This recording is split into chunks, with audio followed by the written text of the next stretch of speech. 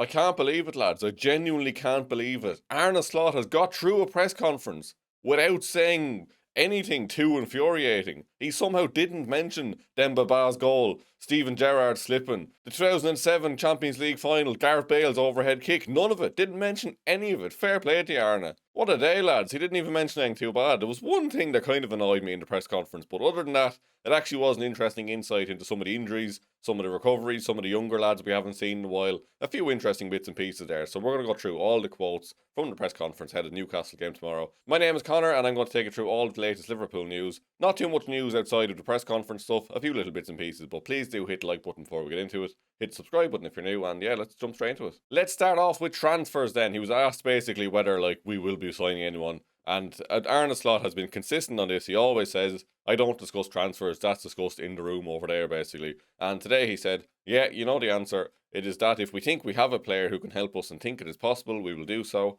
There are conversations that don't take place in this room. I gave the answer I gave. If that means it's likely or unlikely, that's for you to decide. And then the journalist basically questioned him as to asking, will he have a quiet Monday?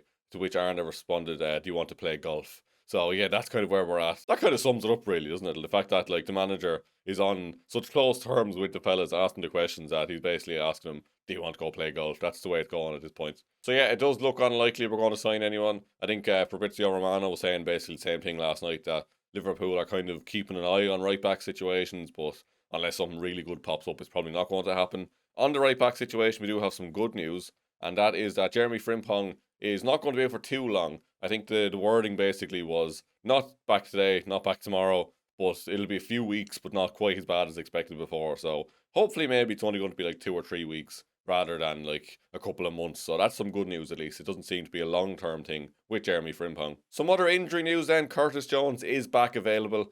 Joe Gomez isn't far off, but he's not available, but it does sound like he will be back next week. Ibrahima Konate is back in training as well, which is fantastic to see. Great to welcome him back after obviously the sad time of his father passing away and everything. So good to see him back. Hopefully he's doing well. Sending all of our best wishes to him, and good chance he does start tomorrow then if Joe Gomez isn't back as well. So I would expect Konate slots in beside Van Dijk, and then the right back situation is another question really, but good to see Konate back training and probably in the squad tomorrow as well. Arne was then asked about Mohamed Salah and whether not having a proper right back is kind of hampering his progress in the team as well. And on Mo Salah he said, I think it's always about the team and we have to get him in good positions. We are doing that more and more with him and other players. Our game between boxes is good enough for attackers to be in promising positions, and if that happens enough, our players will do what is expected of them. Against Bournemouth, Wirtz was in a position as he was for his goal against Karabag, but he chose a pass. I was pleased and happy for Mo with his goal, and it was good for him and Federico and Florian to be on the score sheet too. No natural right back for Mo to play with, depends if it's a problem. What happens for wingers is overlapping runs, and you can isolate wingers a bit more if that doesn't happen. You can double up, and that is always more difficult. But I saw Endo making some inside runs and overlapping runs. Different to Frimpong, yes. Endo doesn't have that quality to take them on like Jeremy, but he is a smart player and he is a midfielder, so every player brings something else to the team. I have to make sure Mo is in promising positions enough. I am intrigued to see who we will go with at right back against Newcastle. Will we see Endo slot back in there? He done a fine job against Karabag, to be fair. But I don't know if I'd really trust him to have the recovery speed or anything, or just the speed to get up the pitch as well, to be fair, against the likes of Newcastle. I think we're probably more likely to see someone like Dominic Szoboszlai or Curtis Jones slot in there. I personally would like to see Calvin Ramsey given a chance. Probably not against Newcastle, in all honesty, but I think if Frimpong is going to be, let's say, 3 or 4 weeks, I think once we get past Newcastle and Man City, we can start to give Calvin Ramsey some minutes there and see is he a viable option, but wouldn't throw him into the deep end against Newcastle or Man City, so I would expect probably Szoboszlai or Curtis Jones at right back against Newcastle. But please do let me know in the comments, who would you go at right back against Newcastle? So many quotes. Where do we go next? Let's talk about Jadon Danns and Stefan Bajcetic. I found this part very interesting, to be fair. So obviously 2 lads who have been out of the squad for a long time now, suffering with injuries, and Arne Slot said, on Jadon, if he was fit, he would be in the squad, definitely. Not back today or tomorrow. So unlucky in his career until now. Great mentality and fighting back. He has had a lot. It would have been a great moment for him with Isak out, so that is unfortunate.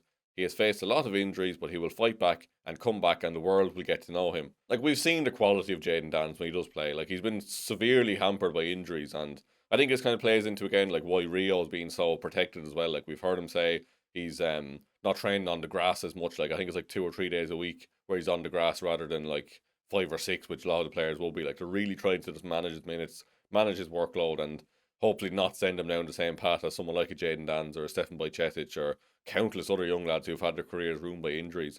And on Stefan Bajcetic, Jenny said, Bajcetic is not training yet, gets little setbacks, hoping to have him very soon, but when he trains and has been out for 7 or 8 months, so we have to manage the expectations of that as well. So probably back in training in the next, like, I don't know, 4 to 6 weeks, hopefully, but I'd imagine like getting him back up to speed to actually play in the Premier League will take longer. So I can't imagine we're going to see much of him this season, if at all. Hopefully he can come back because, like, again, like Jadon Danns, we've seen the quality that Stefan Bajcetic has, and he could definitely do a job in this team if he's fit and available. So hoping he's back soon. Not too optimistic on being too soon. Hopefully at some point, because we could definitely do with another option in that kind of defensive midfielder role. Arne Slot on Alexander Isak then, he was asked basically, is there any progress on his rehab or coming back into the team? And he said, no, he is not on the pitch yet, so it is a walker. So he's out of that, so that tells you he's not expected on the pitch today or tomorrow. So it'll take a while before he's back, which we knew about. So yeah, again, I think the line was like, we probably should see him at some point this season, but it's probably getting towards the latter part of April and May before we see him back on the pitch. But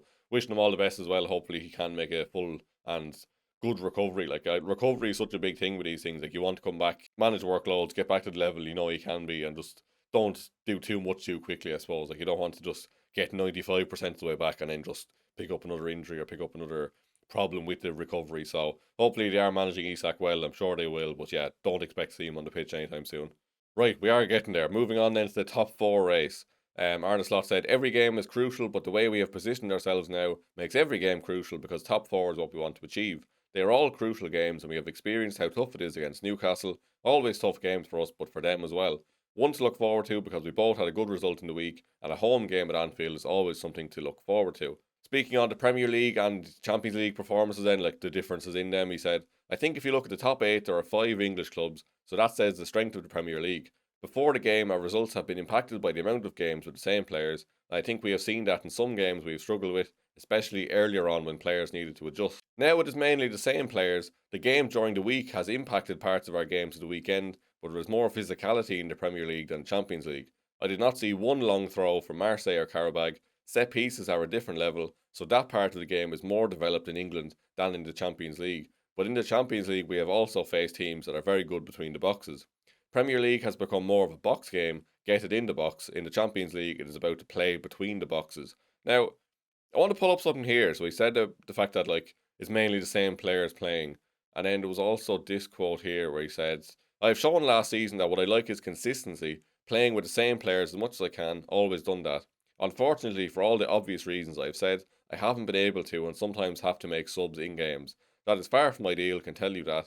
But we accept it and make the best of it. It's why I have so much respect for these players. They give everything they have. That has not always been enough to win enough games at Liverpool, but it is not due to effort. Like, does this not kind of feed into the reason why players are getting injured then to an extent? Like, he's saying, like, ideally he wants to always play with the same players, and then, like, consistency, like, you always want to start the same team, but, like, you can't really do that when you're playing probably upwards of 60 games in a season. And I know Ruben Peters and Arne Slot are quite good at maintaining players' fitness levels and stuff, but yeah, just that one confused me a little bit. Like, he's just kind of, he's always alluding to the fact that players are overworked, but then he's also saying that he likes to use the exact same players all the time. So yeah, I just found that one a bit weird. Arne Slot then speaking on the younger players, Trey Nioni and Amaro Nallo came in and they have come in League Cup games. We are leading by a big margin, so it was a good taste of first team. Rio's different. He comes in when we need a goal or moments when the game isn't decided. Trey comes closer and closer to a situation I can bring him in, and he's developed nicely, closer to playing in moments that matter more. He makes step by step until the manager trusts you enough. Rio already has that, but it is very nice for Nallo after a tough start. It was mentally so strong and got his reward with time in the first team. It was great to see Nallo come on in that game, and it was great to see him just not getting sent off, wasn't it? Like, it's so unlucky with the two, but then again, there was one challenge. I don't know if people clocked it. I was straight away just like, oh no. You just kind of just like leapt in 2 foot and you just barely missed the Karabag player. I was just thinking, oh, what are you doing, man? You're going to get sent off again. Like, I just seen him start to go to ground. I was like, oh no, it's happening again. But yeah, fair play to him. Didn't get sent off. I'm sure that, like, whatever it was, 25 minutes will do him a world of good as well for his confidence. And if we can get him into the first team, so to be fair, like, if he can be another option, it's not going to be a bad thing, is it? Like, we're desperately low on centre backs. Not saying he's the solution, but it definitely does no harm to have young lads who are able to step up in a time of crisis. Right, last quote then. I promise I'm nearly there. Arne Slot on Harvey Elliott. It was pleasing to see him on the pitch yesterday. He won the Euros with under 21s of England, but the situation is clear. He's a Villa player at this moment, which is all I can say. Now, that has annoyed me, to be fair, because again, he's not a Villa player. He's a Liverpool player, first and foremost, on loan at Aston Villa. And this really pissed me off. And it's actually not from Arne Slot. So this is another manager I have a gripe with at the minute. So Harvey Elliott completed 90 minutes as Villa fought back to beat Salzburg 3-2, but it appears unlikely to change the mind of Villa boss Unai Emery, and he had this to say.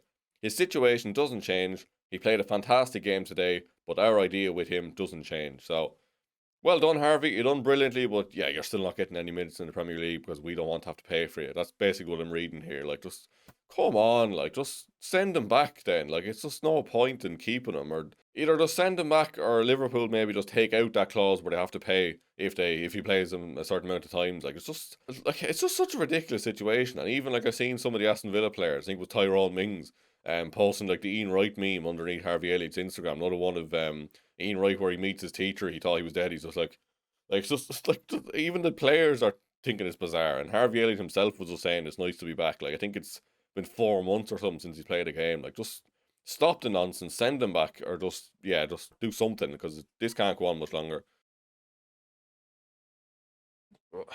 The cat has broken into the room while I've been doing this. What do you think of Harvey Elliott, George? She's speechless. She's absolutely speechless. That's all from me this morning anyway. If you have enjoyed the video, please do hit the like button, hit the subscribe button if you're new. Craig is taking the day off today, so we will have a few clips from the podcast going out on the YouTube channel over the course of the day. If you haven't already, please do follow us on Spotify as well, or just search Anfield Agenda on any of your podcast apps. You will get the full podcast over there. Full video on Spotify. I think the video is on other platforms as well, but definitely on Spotify. So please check that one out. Thank you very much for watching, and I will see you very soon.